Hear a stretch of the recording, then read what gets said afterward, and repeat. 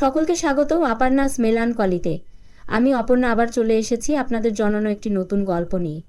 শেষ পর্যন্ত শোনার অনুরোধ রইল। গল্প ভালো লাগলে অবশ্যই একটি লাইক দেবেন। আর আপনি যদি আমার চ্যানেলে নতুন হয়ে থাকেন তাহলে সাবস্ক্রাইব করে পাশে থাকবেন। নতুন নতুন গল্প শুনতে চাইলে কমেন্ট করে জানাবেন। আমি চেষ্টা করব আপনার পছন্দের গল্প শোনাতে। চলুন শুরু করা যাক। আজকের গল্প শুনতে আপনার ছিলেন।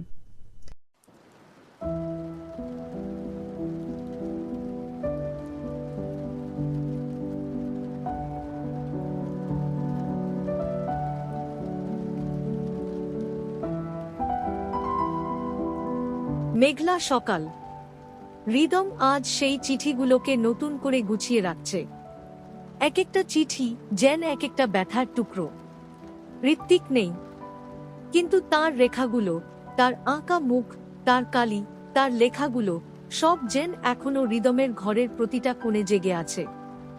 ঋত্বিকের মৃত্যুর পর হৃদম ভেবেছিল সব শেষ, কিন্তু ঠিক 3 মাস পর পোস্ট অফিস থেকে একটা ফোন আসে। ম্যাডাম, আপনাদের নামে একটা পার্সেল এসেছে মুর্শিদাবাদ থেকে। কেউ একজন আপনাকে দিয়ে যেতে বলেছিলেন। হৃদম বাক্স খুলল। একটি ক্যাসেট টেপ।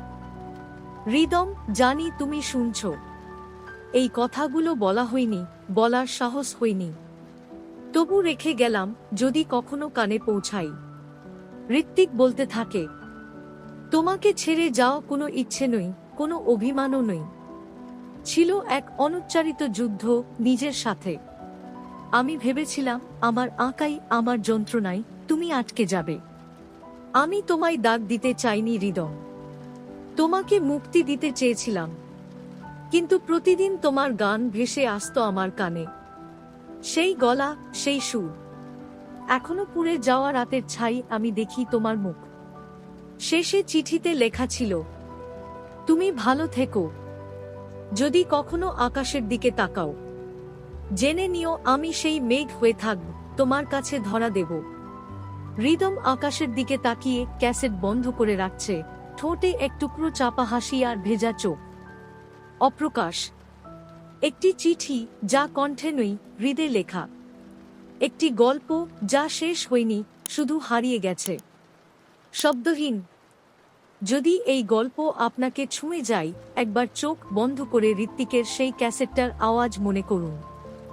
সাবস্ক্রাইব করুন আপারনাস মেলানকলি, এমন হৃদয় ভাঙা গল্পের একান্ত ঠিকানা।